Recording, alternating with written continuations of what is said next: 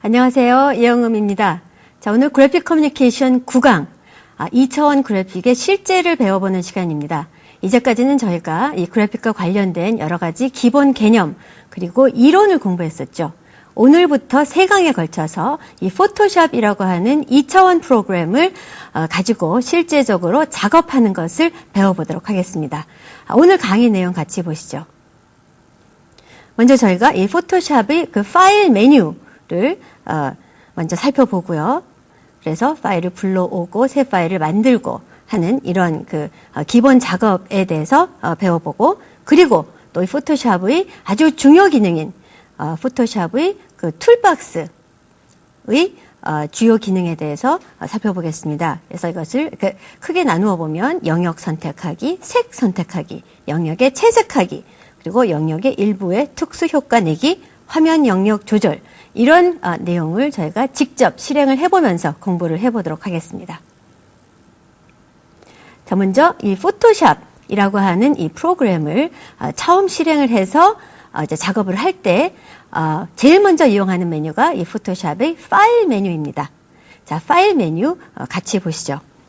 자, 포토샵 프로그램 이 아도비사의 홈페이지에 가시면 이렇게 한 달 동안 전 기능을 무료로 사용할 수 있는 이 시범 버전, 트라이 버전을 여러분이 다운받아서 사용을 하실 수가 있는데요. 이렇게 설치를 하시고, 자, 이 파일 메뉴 눌러보면 새로운 파일을 열고, 만들고, 또 기존 파일을 열고, 또 쭉 이렇게 밑으로 내려와 보시면 이 임포트라고 하는 그 메뉴가 있습니다. 요 임포트 메뉴에 보면은 여기서 여러 가지 이제 사항을 선택을 할 수가 있는데, 요 WIA 서포트 요것을 누르게 되면 여러분이 이 컴퓨터에 스캐너가 연결이 되어 있다면은 이 스캐너의 그 내용을 작동을 시켜서 여러분이 이미지를 불러올 수도 있습니다. 자, 제일 먼저 그러면 새로운 이미지 만드는 것, New부터 하나하나 차례대로 실행을 해보겠습니다. 자, New 이렇게 누르면, 그러면 이 파일을 새로 생성할 수 있는 이 선택 상자가 열리죠. 여기서 다른 거는 기본적으로 놔두셔도 되는데 가장 중요한 것이 이 파일 사이즈입니다. 그래서 여러분이 필요에 따라서 괄호 세로 몇 픽셀 또는 이제 필요에 따라서 인치나 센티미터 이렇게 그 길이에 따라서 길이를 설정을 해서 여러분이 이미지를 생성을 하면 됩니다. 여기서 OK를 하면 내가 정한 요 크기로 이미지가 이렇게 생성이 됩니다. 또는 여러분이 구해 놓으신 기존의 이미지를 불러올 수가 있죠. 그래서 이렇게 오픈을 하게 되면 뭐 다른 그 프로그램이나 마찬가지로 파일들을 불러올 수가 있는데요. 여기서 주의하셔야 될 것이 이 파일 형식을 유의해서 불러오셔야 되는 거죠. 그래서 우리가 파일 형식에 대해서 공부했었는데요. 다양한 파일 형식이 있는데 이렇게 여러분이 어떤 파일 형식의 파일을 불러오느냐 하는 것을 보셔야 되고, 또 이 포토샵에서 어떤 형식의 파일들을 불러올 수 있느냐 하는 것도 유의해서 작업을 해야 됩니다. 자, 기본적으로 이 포토샵이 인식할 수 있는 모든 형식의 이미지 파일들의 목록이 이렇게 나와 있습니다. 그래서 이 중에 하나를 선택을 해서 이렇게 열기를 하면 파일이 열립니다. 그렇죠? 이렇게 해서 이제 이 파일 작업을 한 다음에, 그러면 이제 저희가 어떤 작업을 했다. 그러면 이 파일을 또 저장을 하게 되죠. 이럴 때 우리가 이 save라는 명령을 이제 사용을 하게 되는데요. 이 save라는 명령을 사용을 할 때 어떤 형식의 으로 이 파일이 저장이 되는지를 또 여러분이 아셔야 되는데, 기본적으로 이 save라는 명령을 사용을 하시게 되면 이 포토샵 프로그램에서 인식하는 이 PSD 형식으로 저장이 된다 하는 것을 아셔야 됩니다. 물론 여러분이 목적에 따라서 이렇게 형식을 다양하게 지정을 해서 저장을 할 수도 있습니다만, 여러분이 이 포토샵에서 이 다양한 기능을 이용을 했을 경우에는 기본적으로 이 포토샵 형식으로 저장을 해놔야 된다 하는 것을 알고 그다음에 이제 작업을 하시기 바랍니다. 자, 이렇게 저희가 기본적인 이 파일 메뉴를 살펴봤고요. 뭐 이것 이외에도 이 다양한 메뉴가 있는데, 다양한 메뉴는 저희가 또 차츰차츰 이 기능을 보면서 또 작업을 해보도록 하죠.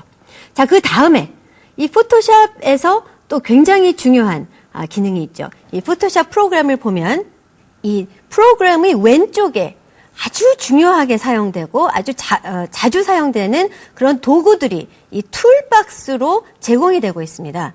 그래서 이 툴박스 내용의 그 이미지들을 보면, 이 아이콘들을 보면 어떻게 보면 굉장히 직관적으로 이거는 뭐 붓이구나, 이거는 이 점선이니까 이거는 선택을 하는 거겠구나 라는 것이 이렇게 그 직관적으로 알 수 있게 돼 있는 그런 것도 있고, 또 어떤 것들은 글쎄 이거는 뭐지? 라고 아마 궁금하신 그런 그 아이콘들도 있습니다. 자, 요 내용을 저희가 하나하나 볼 텐데요. 이 툴박스에는 기본적으로 영역을 선택을 하는 그런 도구들, 또 특정한 색을 선택하는 도구들, 또 이 영역에 특정한 색을 칠하는 그런 도구들, 그리고 이 영역의 일부에 특수 효과를 내는 도구들, 그리고 화면 영역 자체를 움직이거나 크게 하거나 확대하거나 하는 그런 도구들이 기본적으로 제공되고 있습니다. 그래서 여러분이 포토샵 작업을 하면서 가장 많이 사용할 그런 도구들이기도 하죠. 자, 그럼 이 중에 먼저 그 영역 선택 툴에 대해서 살펴볼 텐데요. 자, 포토샵 작업이라는 게 뭐냐? 여러분이 예를 들어서 포스터를 만든다. 그럼 그 포스터에 사용할 어떤 배경 이미지, 또 추가적으로 하나하나 추가할 부분적으로 사용할 이미지들, 또 문자, 뭐 이런 것들을 이제 여러분이 추가를 하겠죠. 자, 이럴 때 이 다른 이미지에서 여러분이 그 사진이나 뭐 어떤 그 다른 웹에서 구하신 다른 이미지 중에 일부를 내가 선택을 해서 사용을 해야 되겠다 하는 경우가 아마 대부분일 것입니다. 자, 그렇게 했을 때 가장 중요한 것이 바로 내가 원하는 그 부분을 정확하게 선택을 하는 것이죠. 자, 여러 가지 방법이 있는데 기본적으로 툴박스에서 제공하는 그 3가지 영역 선택 툴 살펴보시겠습니다. 먼저 가장 기본적인 것이 이 모양 선택 툴입니다. 모양 선택 툴 보시면 이렇게 제일 처음에 나와 있는 그런 도구입니다. 이 툴박스에 각 이 도구마다 맨 오른쪽에 이 까만색의 그 조그만 그 세모가 있습니다. 여기다가 마우스를 정확히 갖다 대시고 마우스를 왼쪽 버튼을 지그시 누르고 계시면 이 각 도구마다 선택 사항들이 나옵니다. 그래서 모양 선택도 이렇게 네모 모양, 동그라미 또는 한 줄 가로, 한 줄 세로 이렇게 다양한 모양을 선택할 수가 있구나 하는 것을 이제 여러분이 아실 수가 있고요. 지금은 저희가 이 네모 선택 도구를 골랐습니다. 그래서 이렇게 선택을 하고 이미지에 마우스를 갖다 대면 이 마우스가 십자가 모양으로 바뀝니다. 그럼 여기서부터 이제 내가 이렇게 도구를 이용을 해서 네모나게 선택을 하게 되는데요. 요 선택을 하기 전에 요 그 각 도구마다 이 여러 가지 그 여러분이 추가로 선택을 할 수 있는 다양한 사양들이 제공되고 있습니다. 모양 선택 툴을 골랐더니 이렇게 그 여러 가지 그 선택 사양들이 나오는데요. 그 중에서 여러분이 이제 어떤 부분을 어떻게 선택을 할 것이냐, 내가 하나를 선택을 하면은 그것만 선택이 되게 할 것이냐, 하나를 선택을 하고 또 추가로 선택을 할 것이냐, 또 하나를 선택을 해놓고 그 나머지 부분을 뺀 부분, 이 부분을 뺄 것이냐, 또 서로 겹치는 부분을 선택을 할 것이냐. 이런 것을 여러분이 지정을 해주셔야 되고요. 또 이 선택에 있어서 또 중요한 값 중에 하나가 이 feather 값입니다. 이 이미지의 를 선택하는데 얼마나 그 외곽선의 그 어떤 그 점진적인 부분을 얼마나 조절할 것이냐 하는 것을 설정을 해줘야 되는데요. 자, 먼저 그러면 이렇게 일단 feather 0으로 놓고 이렇게 일정한 영역을 선택을 합니다. 그러면 이 특정한 영역이 이렇게 선택된 것을 볼 수가 있습니다. 제가 여기에다가 이렇게 다른 부분을 선택을 하면 이렇게 하나하나 내가 수정을 해서 선택을 할 수가 있죠. 동그라미도 마찬가지입니다. 원도 내가 이렇게 모양을 마음대로 늘리고 줄여서 사용할 수가 있습니다. 자, 이렇게 선택을 하는데 그러면 예를 들어서 이제 가장 간단한 이런 어떤 그 장미라고 하는 좀 뚜렷한 그 이미지를 선택하는 것을 보시겠습니다. 자, 동그라미로 예를 들어서 내가 이 장미의 이 그 꽃 부분을 선택을 하고 싶다. 그랬을 때 내가 동그라미를 선택을 했습니다. 그래서 여기서 이 부분을 에디트해서 복사를 합니다. 컨트롤 C 해도 되죠. 그리고 이 이미지, 새로운 이미지에다가 붙여넣습니다. 컨트롤 V를 해서 붙여놨더니 이 꽃의 모양이 굉장히 이상하게 선택이 됐죠. 그렇죠? 굉장히 이상하게 선택이 됐습니다. 자, 그러면 이랬을 때 우리가 이 feather 값을 조금 전에 얘기했던 feather 값을 좀 늘린 상태에서 한번 선택을 해보죠. feather 값은 늘리고 비슷하게 선택을 해서 복사를 하고 이쪽에 이렇게 갖다 붙이면 이 이미지가 외곽선이 굉장히 점진적으로 얼마만큼 내가 조금 전에 선택했던 그 15픽셀만큼 이 점진적으로 약간 점점 더 옅어지는 그런 효과가 난다 하는 것을 볼 수 있습니다. 그래서 이 feather를 잘 이용을 하면 이렇게 선택을 하는 데 있어서 좀 약간 어떻게 보면 좀 환상적인 그런 효과를 낼 수가 있다 하는 것을 알아두시면 되고요. 그 다음에 두 번째 선택 도구 올가미 툴이라고 하는 그 선택 도구를 살펴보겠습니다. 자, 올가미 툴은 내가 그 모양을 마음대로 그려서 선택하는 그런 도구입니다. 자, 올가미 도구 같이 보시죠. 자, 올가미 도구가 선택이 되어 있습니다. 이랬을 때 내가 마우스를 가지고 이 버튼을 눌러서 이렇게 대충 모양을 잡아 놓으면 이 꽃 모양을 비슷하게 우리가 선택을 해서 복사를 해서 이쪽에다 붙여놔 보면 이렇게 대충 꽃 모양이 나 있는 것을 볼 수 있습니다. 물론 지금 우리가 이 feather를 0으로 했기 때문에 이렇게 좀 외곽선이 거친데요. feather 값을 좀 주면 훨씬 더 부드러운 그런 꽃 모양이 선택이 되겠죠. 자, 근데 올가미 툴 중에서 또 재미있는 툴이 있습니다. 이것을 눌러보면 그 직선 툴도 있고 그다음에 이 자석 툴이 있습니다. 이 자석 툴은 이렇게 이미지에서 외곽선 부분이 아주 뚜렷하게 대비가 될 때, 이 외곽선을 자기가 알아서 자동적으로 붙는 그런 것을 우리가 볼 수가 있는데요. 자, 자석 툴 선택한 상태에서 한 번 클릭을 하고 시작을 합니다.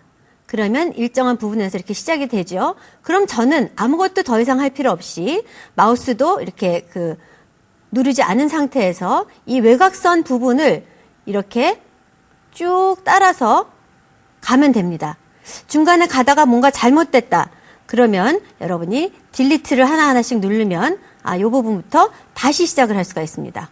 그렇죠? 이렇게 해서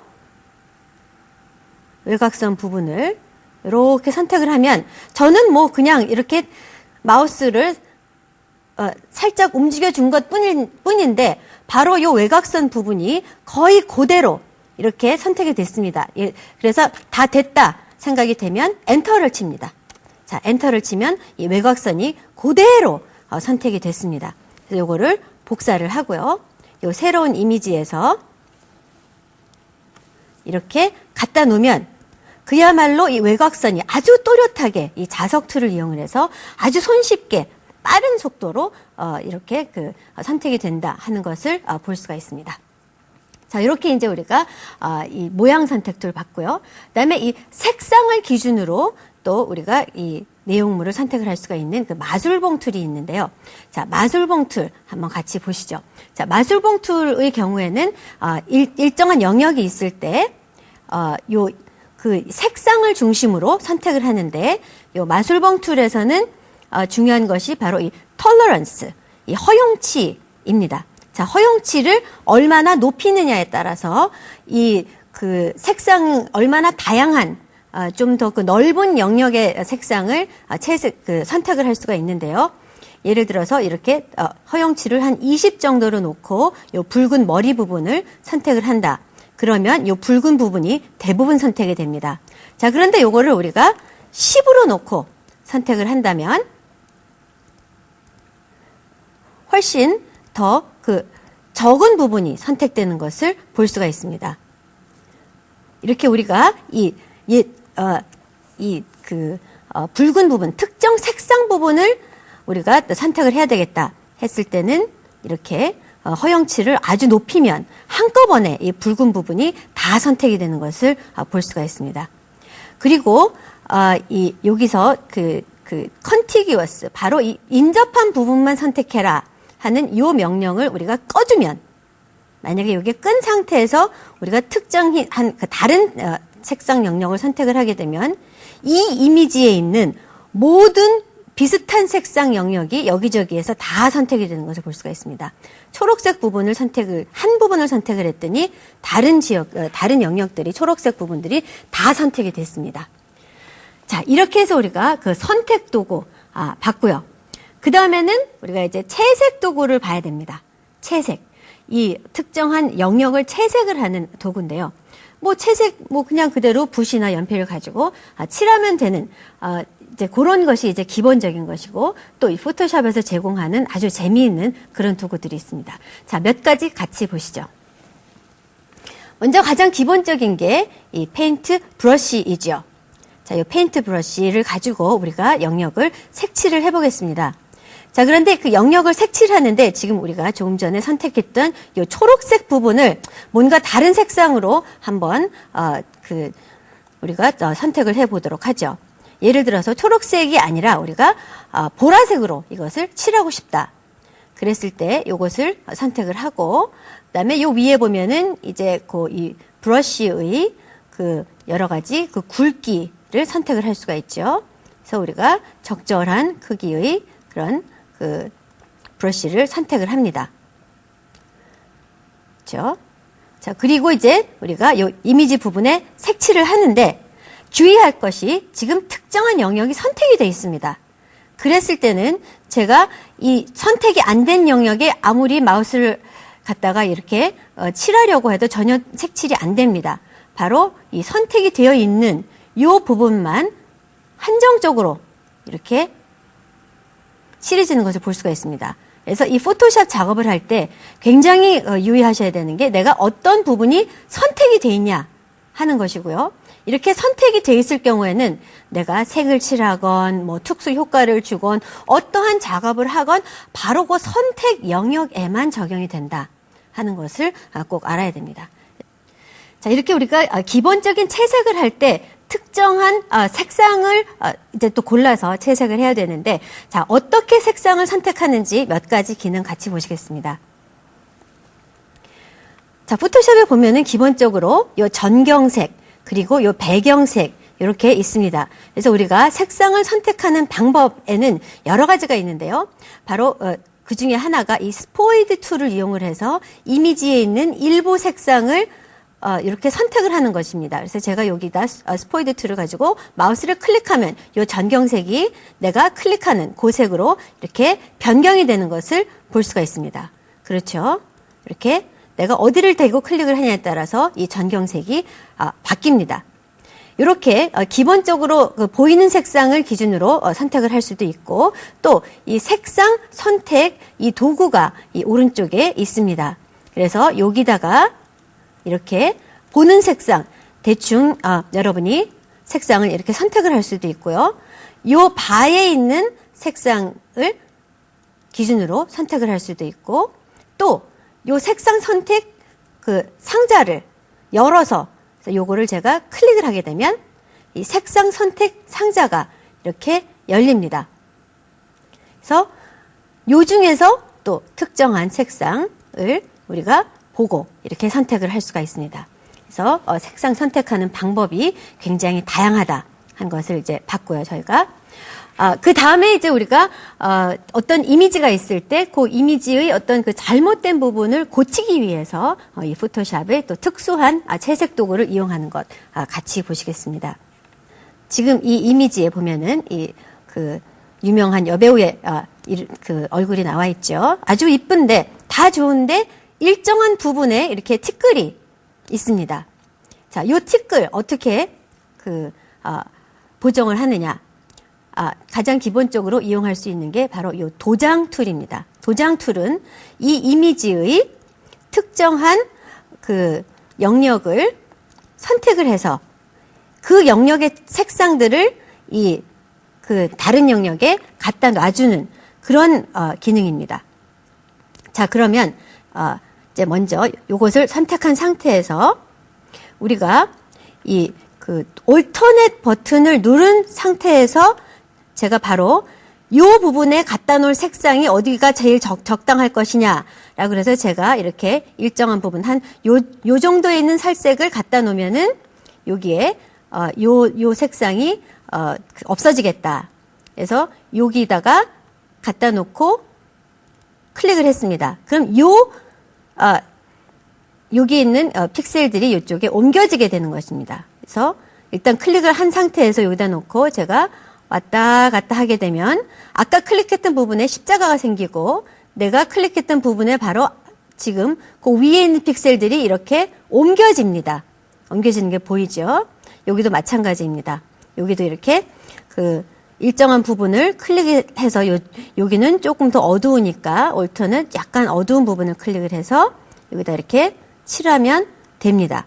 자, 그런데 여기 같은 경우는 괜찮은데 여기는 좀 워낙 여기보다 너무 밝다. 사실 밝은 것을 볼 수가 있습니다. 그래서 요게 이제 도장 툴이고요. 이 도장 툴 말고 요거랑 비슷한 그 기능을 제공하는 것이 바로 이 힐링 브러쉬입니다. 자, 요 힐링 브러쉬를 일단 선택을 하고 우리가 아까 그 도장 툴 가지고 했던 그 작업이 마음에 사실 안 듭니다. 자, 그랬을 때 이 포토샵 작업에 걸쳐서 여러분이 사용할 수 있는 굉장히 유용한 도구가 바로 이 히스토리 윈도우입니다. 히스토리 윈도우. 지금까지 내가 했던 모든 작업들이 이렇게 단계별로 나와 있습니다. 그래서 내가 어디에 클릭을 하냐에 따라서 이게 기본적으로 이렇게 그 이미지의 부분에 내가 그 작업을 했던 부분들이 이렇게 나옵니다. 그래서 단번에 바로 이전 단계로 갈 수가 있습니다. 자, 도장 툴 이용해서 보정했던 거 마음에 안 든다. 그래서 도장 툴 적용하기 바로 전 단계로 이렇게 단번에 갔습니다. 자, 그러면 이 힐링 브러쉬를 가지고 또 비슷하게 자, 힐링 브러쉬 선택한 상태에서 이 어느 영역을 갖다가 그 복사를 할 것이냐. 예를 들어서 바로 아까와 비슷한 이 이마 부분 좀 비슷하게 밝은 부분을 저희가 올터넷 버튼을 해서 클릭을 했습니다. 설정을 했습니다. 그리고 이제 여기다가 이렇게 하면 아까랑 사실 도장이랑 비슷합니다.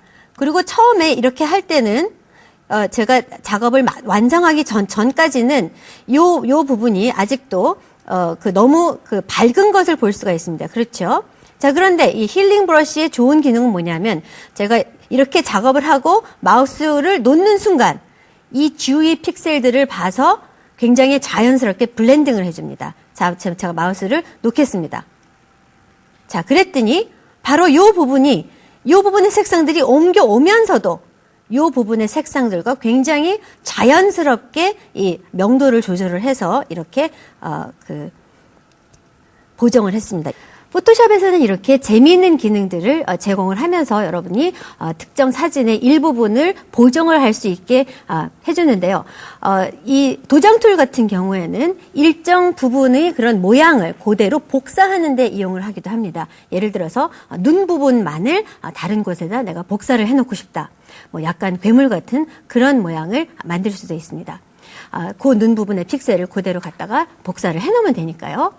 이것 이외에도 특정 부분을 조금 더 밝게 한다든지 좀 더 어둡게 한다든지 또는 어떠한 영역을 선택을 해서 모양을 만든다든지 이러한 기능들이 있는데요. 그런 기능들 같이 보시겠습니다. 자, 특정 영역을 더 어둡게 하고 밝게 하는 도구는 바로 요 더치 툴하고 번 툴입니다.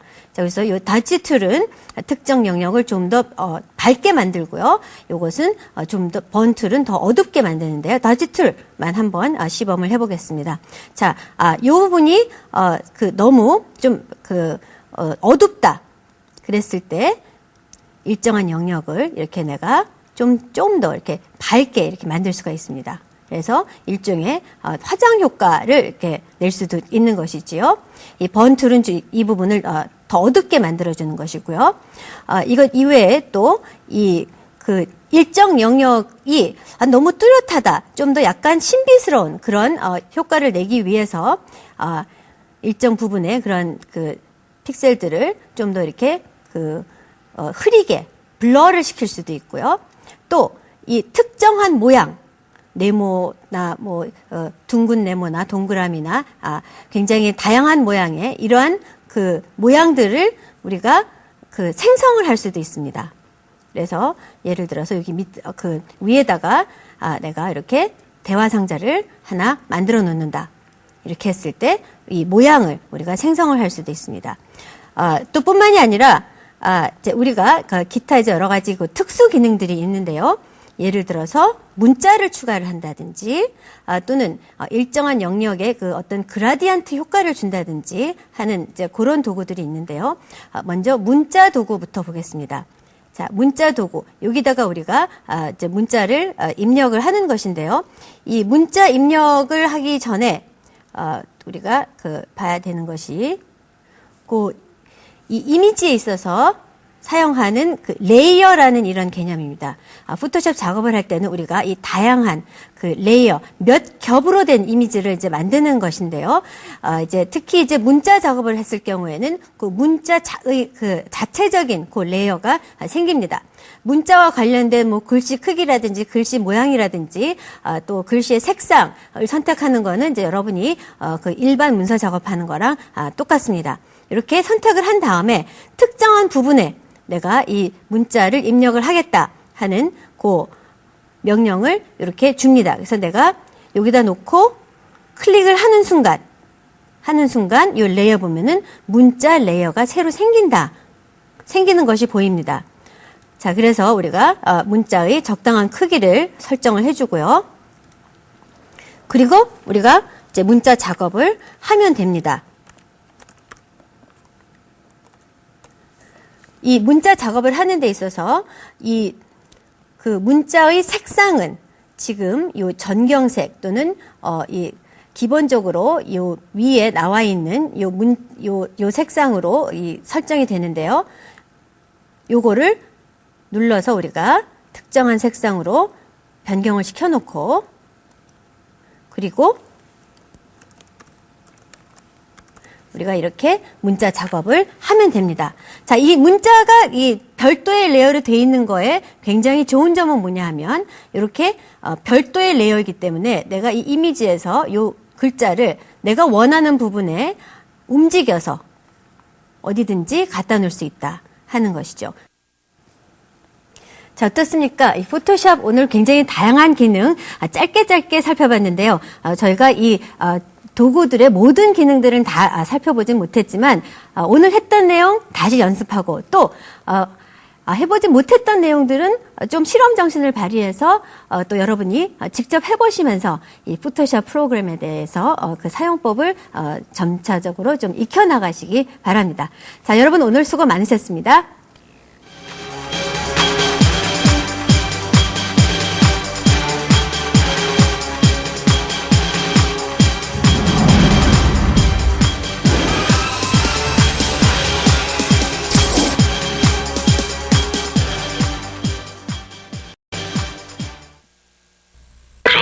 믿고 있겠습니다. 이 정도는 괜찮아요. 딱 한 번만 도와주세요. 청탁의 줄과 연결되는 그때부터 계속 밀어주실 거죠?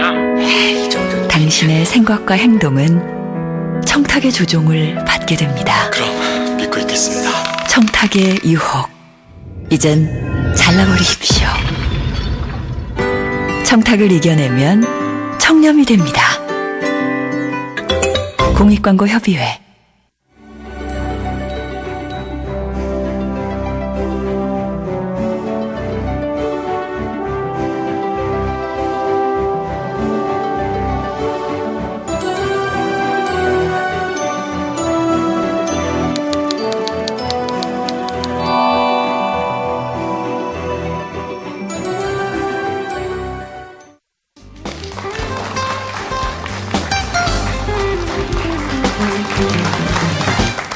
안녕하세요. 네, 맞춤법과 표준어 시간입니다. 지난 시간까지 아마 두음 법칙하고 모음 조화에 관련된 내용들을 공부를 했는데요. 여러분들이 그 한글을 오랫동안 써왔으면서도 평소에 잘못 쓰고 몰랐던 내용들이 적지 않았을 것이라는 생각이 듭니다. 이런 평소에 늘 이렇게 제가 말씀을 드립니다만은 이 한글 맞춤법에 대해서 관심을 가지고 그다음에 평소에 항상 사전을 찾아보는 그런 습관을 들이시기를 제가 권하고 싶습니다. 자, 그럼 오늘 공부할 내용이 무엇인지를 한번 알아보겠습니다. 이 화면을 함께 보시죠. 안녕하세요. 셀이에요. 얘가 이래봬도 남자 독일된 선수입니다. 한쪽 코에 힘을 빡 주고요. 오빠. 에이, 오빠. 아 형님, 그게 아니고요. 오빠. 이게 안 됩니까?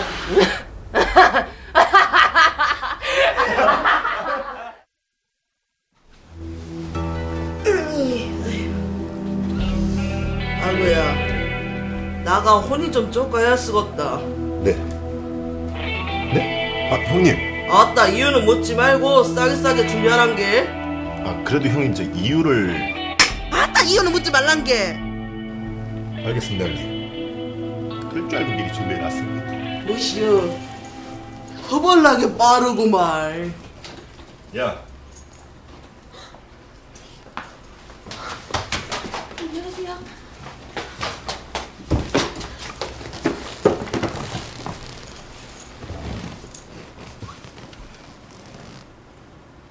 야근은 다 들었겠지? 다 들었어요. 그럼 일단 이거부터 해볼까요? 자기야, 이건 뭘로 만들었을까? 뭐시여, 자기야. 자기야는 틀린 표현이다뇨. 전에 배웠잖여. 남사스럽게 자기야 꼭 해야 하는 거요? 흐미! 그리고 코피로 맹글었겠지? 아니, 그게 아니라요. 좀 더 구체적으로 써달라 이 말이지? 응, 기다려봐.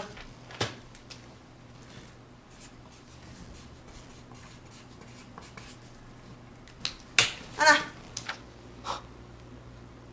정말 제대로 하는 게 하나도 없네. 지금 여자 목소리 따라하는 시간인데 계속 다른 말씀만 하시고, 그리고 여기 만듦 철자도 틀렸잖아요. 뭐요? 진짜? 그럼요. 만듦 미음이 아니라 리은 미음이라고요. 흠이 맞춤법이 언제 바뀌었다냐? 그럼 우리 교수님한테 물어봐요. 교수님, 누구의 맞춤법이 맞나요? 만듦 미음이 하나인가요? 아니면 리을 미음인가요? 확실히 가르쳐주세요. 네? 카메라가 어디 있는겨? 어디다 대고 얘기하는겨?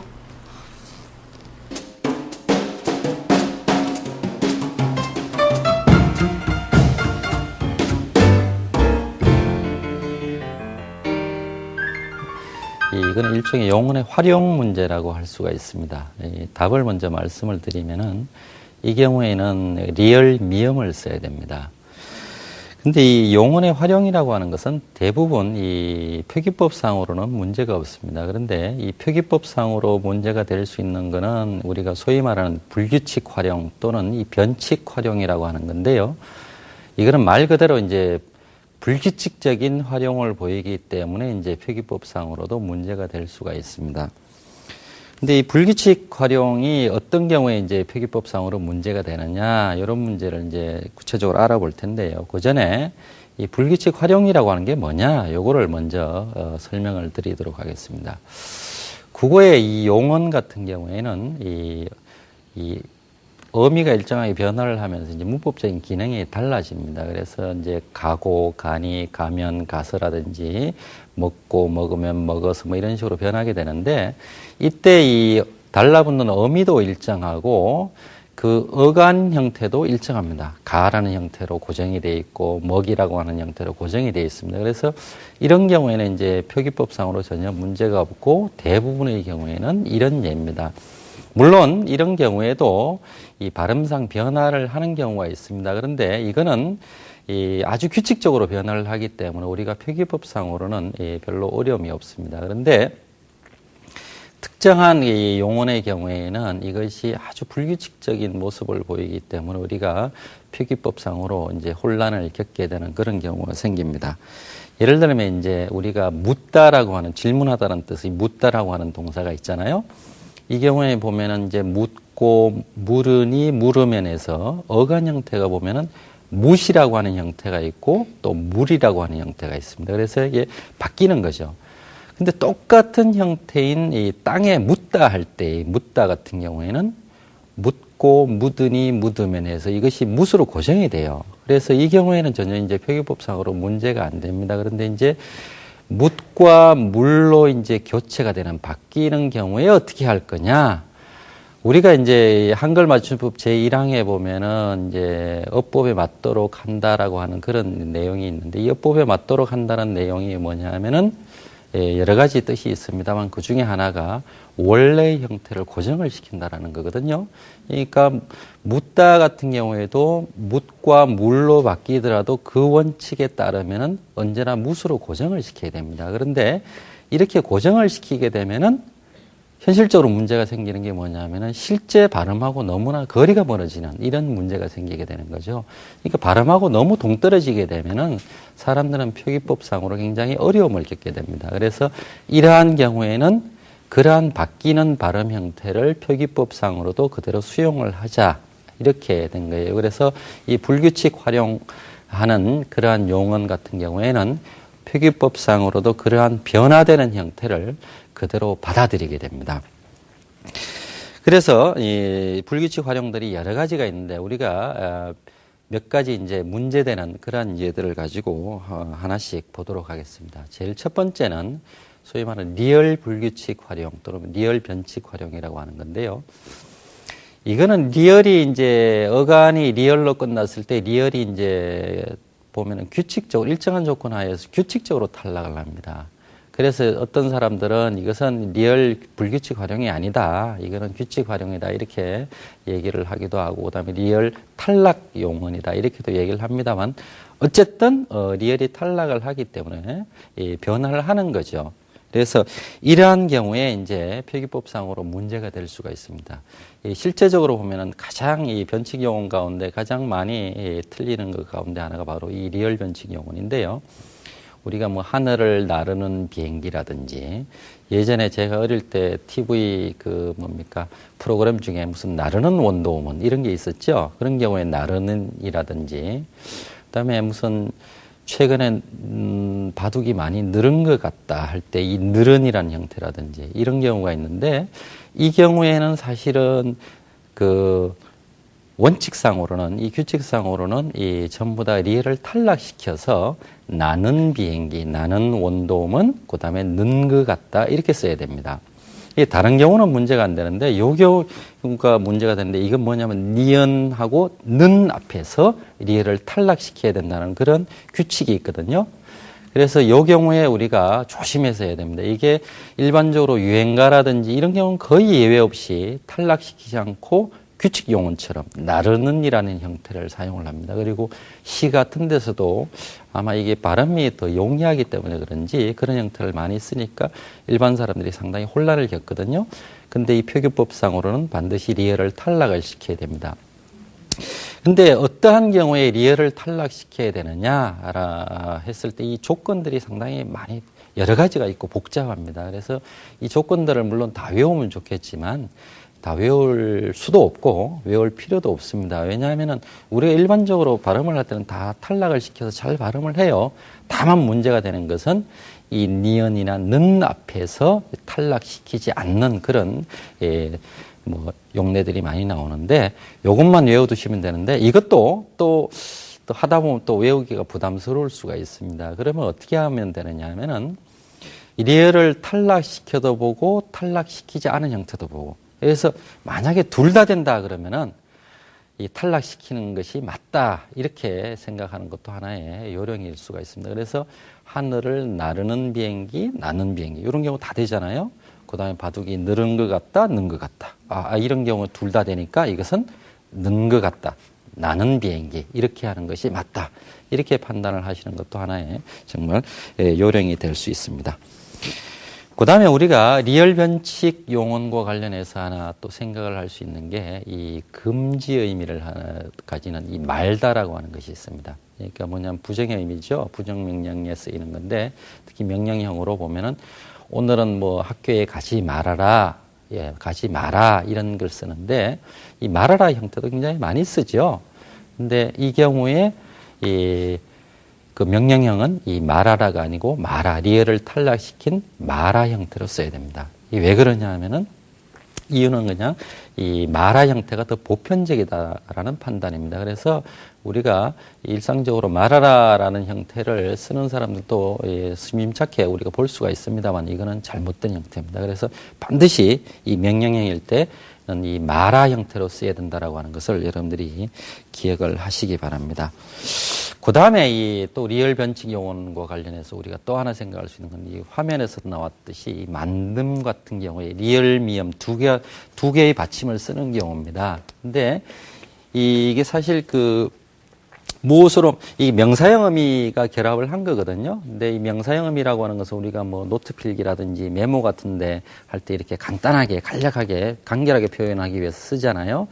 근데 이게 다른 경우는 다 문제가 없습니다만 리얼 어간 발음이 리얼인 경우에 이 문제가 됩니다. 그런데 이 경우에 그냥 하나로 기억을 하시면 됩니다. 리얼을 탈락시키지 않는다. 그러니까 만들다에 만들다에 여기에 명사형 음이 이렇게 결합을 하게 되면은 이것이 리얼이 탈락한 만듦이라고 하는 이런 형태가 만들어지는 것이 아니고 리얼을 살리는 이런 형태가 만들어진다라고 하는 거. 요거 하나만 여러분들이 기억을 하시면 되겠습니다. 요거를 똑같이 적용을 시키면 이런 것도 있어요. 물은 영도에서 얼다라고 하는 것을 명사형으로 만들면은 이렇게 되죠. 그런데 우리가 얼다라고 하는 것을 이렇게 쓰면은 좀 무엇인가 미심쩍지만 그렇다라고 해서 이것을 감히 이렇게는 쓰기 안 되죠. 그죠? 근데 이 표기가 굉장히 생소한데 표기법상으로는 이게 맞습니다, 당연히. 왜냐하면은 똑같이 리얼로 끝났기 때문에 여기에서도 리얼이 탈락해서는 안 돼요. 이거 뭐 졸다 같은 경우에도 아이들이 이렇게 뭐 존다 할 때 이걸 줄이면은 좀 이렇게 됩니다. 예? 리얼 미음. 이렇게. 아마 여러분들 아마 처음 보시는 표기일 가능성도 있는데 이렇게 리얼을 반드시 살렸어야 된다라고 하는 거.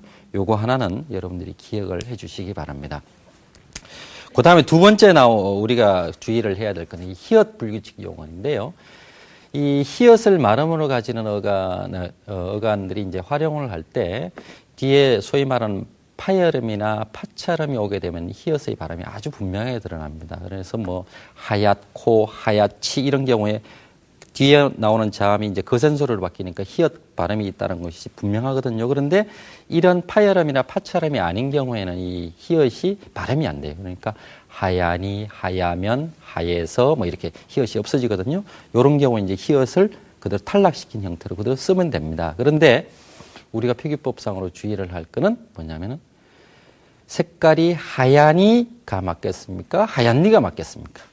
이 경우에는 둘 다 맞는 걸로 합니다. 이게 예전에 원래 이 하얀이가 맞는 것이다 이렇게 한때 얘기도 했습니다만 이게 하얀니도 현실적으로 많이 쓰기 때문에 둘 다 맞는 걸로 했어요. 그런데 비슷한 예인데도 색깔이 하얀네 같은 경우에는 하얀에만 맞습니다. 그래서 요거는 아주 주의를 해서 여러분들이 외워두셔야 됩니다. 그 다음에 세 번째는 이 비읍 불규칙 용언이 있습니다. 이 비읍 불규칙 용언과 관련해서 우리가 표기법상으로 문제가 되는 것은 이 모음조화와 관련되는 건데 이건 우리가 지난 시간에 했기 때문에 요거는 빼고요. 우리가 또 하나 생각할 수 있는 건 비읍 불규칙 용언과 관련해서 이게 소위 말하는 복수 표준어가 있습니다. 그래서 예를 들면은 선생님께 여쭈어 보세요. 아니면 여쭈어 보세요. 이런 예가 있거든요. 그런 경우 여쭈어가 맞느냐, 여쭈워가 맞느냐 이런 문제가 있는데 이 경우에는 여쭙다하고 여쭈다라고 하는 두 개의 용언이 둘 다 복수 표준으로 되어 있습니다. 그래서 만약 여쭙다를 활용을 시키게 되면 여쭈워 형태가 되고 여쭈다를 활용을 시키면 여쭈어가 됩니다. 그래서 둘 다 가능하다라고 하는 거 요거 하나 여러분들이 기억을 하시고 요와 비슷한 예가 가엾다라는 게 있습니다. 이게 가엾다라고 하는 것이 비읍 받침인 경우가 있고 비읍 시옷 받침인 경우가 있거든요.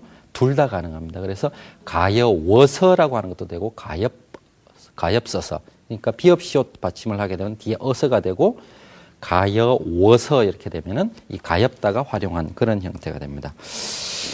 그 다음에 이 마지막으로 르 불규칙 활용이라고 하는 것이 있는데 르라고 하는 것은 어간 발음이 리얼로 르로 끝나는 거죠.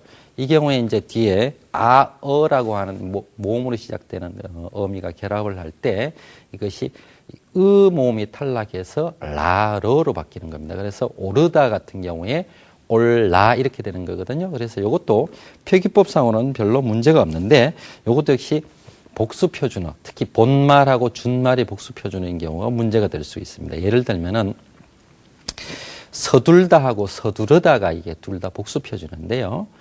이게 어서가 예를 들어서 결합을 하게 되면 서둘다에 결합을 하게 되면 서둘어서가 되고 서두르다에 결합하면 서둘러서가 되거든요. 그런 경우에 어떤 게 맞느냐 하면은 이게 서둘러서만 맞습니다. 이게 모음으로 시작되는 어미가 결합할 때는 반드시 본말 형태에만 결합을 해야 됩니다. 그래서 어서 서둘어라라든지 이렇게 하면 안 되고 서둘러라 이렇게만 해야 됩니다.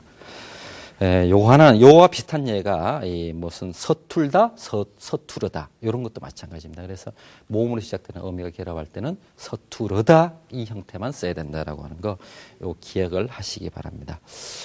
이 정도로 이 본 강의는 마치겠고요. 이어지는 순서는 우리 생활 속에서 헷갈리기 쉬운 단어들을 알아보는 순서죠. 이 생활 속 우리말입니다.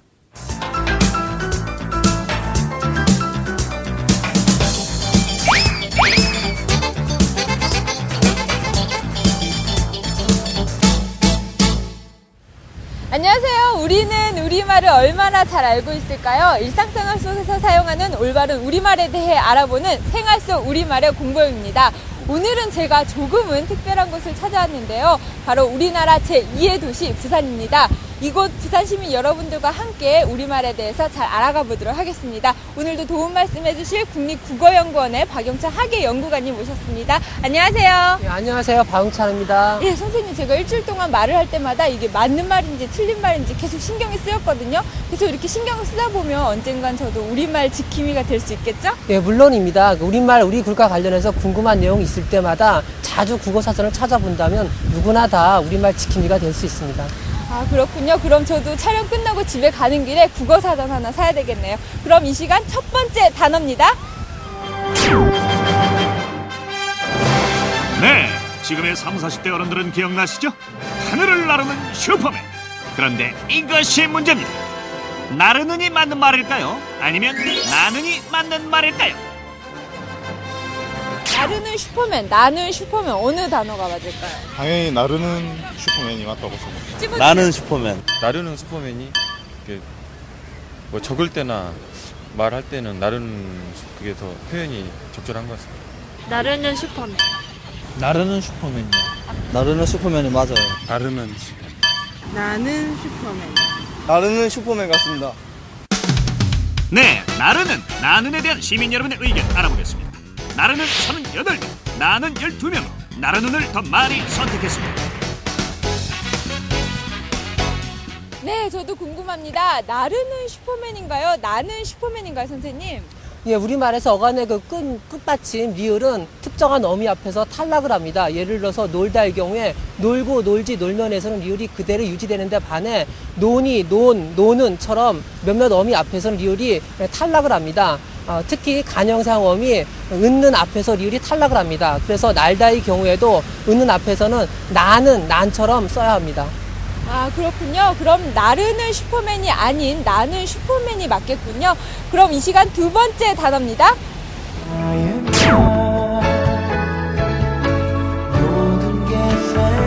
네, 김현철의 감미로운 노래죠.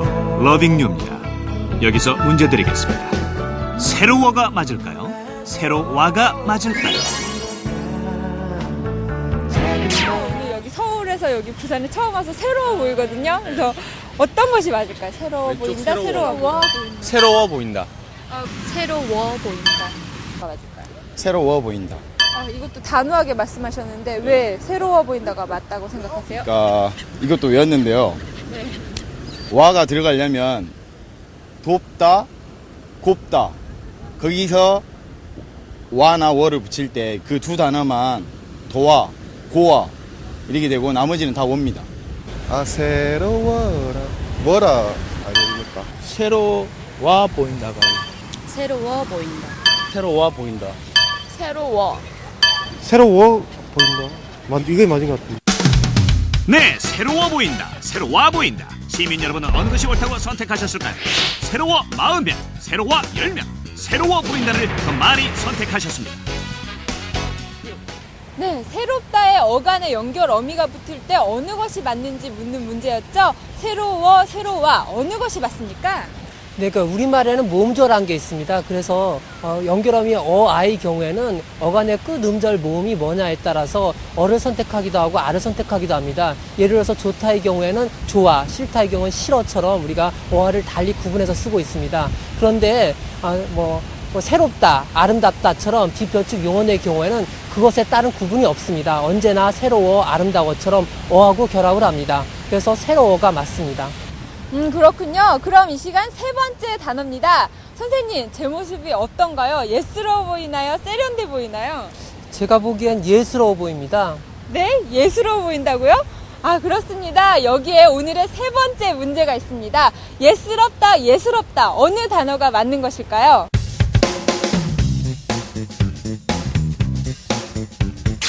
예스럽다. 어느 단어가 맞을까요? 예스럽다요. 예스럽다. 예스럽다. 예스럽다가. 예스럽다. 예스럽다. 예스럽다. 첫 예스럽다가 맞는 것 같아요. 예스럽다. 예스럽다. 예스럽다. 네, 예스럽다. 예스럽다를 50명의 시민 여러분께 물어본 결과입니다. 예스럽다 23명, 예스럽다 27명, 예스럽다를 더 많이 선택하셨습니다. 네, 여러분의 대답 알아봤는데요. 결과가 역시 제 예상하고 비슷하게 나왔습니다. 예스럽다, 예스럽다. 어느 단어가 맞는 말인가요? 예스럽다가 맞습니다. 여기에서 스럽다는 전미사입니다. 그래서 그 앞에는 명사가 와야 되는데 예스는 간형사이기 때문에 틀린 말입니다. 그래서 예스럽다가 맞습니다. 이와 유사한 경우로 우리가 예부터를 우리가 또 찾아볼 수 있는데 간혹 예부터라고 하는데 이 경우에도 부터가 조사이기 때문에 예부터라고 해야 합니다. 아, 그렇군요. 오늘도 자상한 설명과 좋은 지적 감사합니다. 네, 감사합니다. 우리말과 글을 올바르게 사용하려면 어떻게 해야 할까요? 좋은 글을 많이 찾아서 읽는 것이 무엇보다 중요하겠죠? 저도 앞으로 책을 더 가까이 해봐야 되겠다고 다짐해봅니다. 그럼 저는 다음 주 이 시간에 다시 찾아뵙겠습니다. 안녕히 계세요.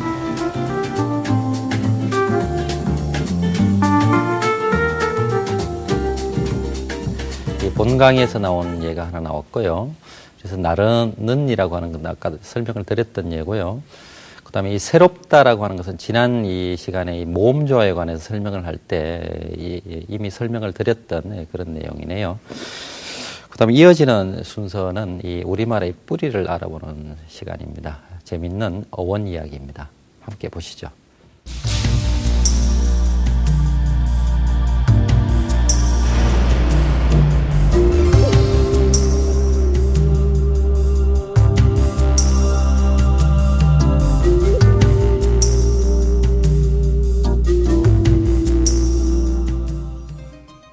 바닷물이 들어와서 해수면이 높아지는 것을 밀물이라고 하고, 반대로 바닷물이 나가서 해수면이 낮아지는 것을 썰물이라고 합니다.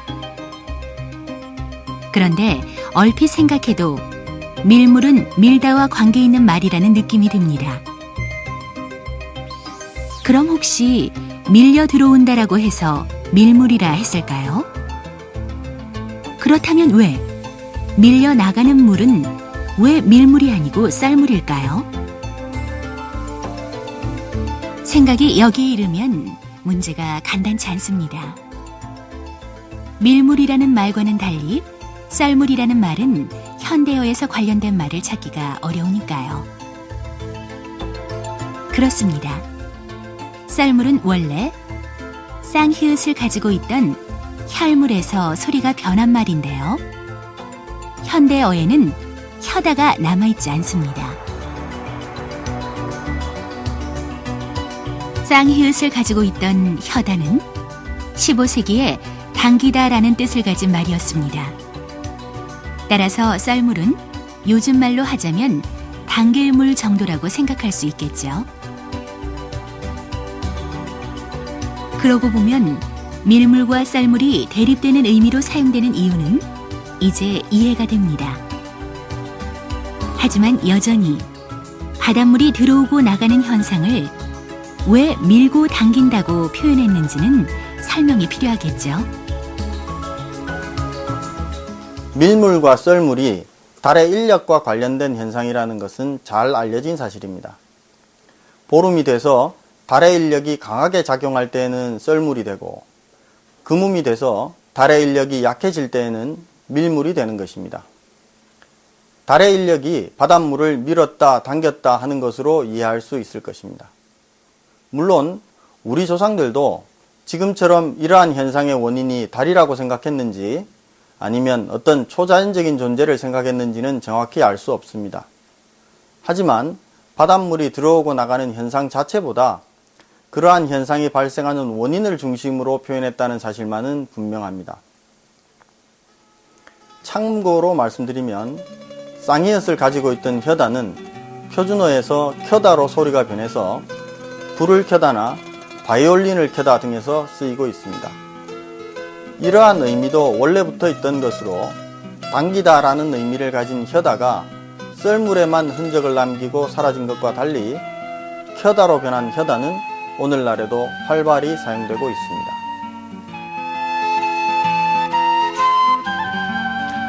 네, 오늘 재미있는 어원 이야기에서는 밀물과 썰물에 대한 얘기가 있었는데요. 어떻게 잘 이해가 되셨습니까? 재미있었죠?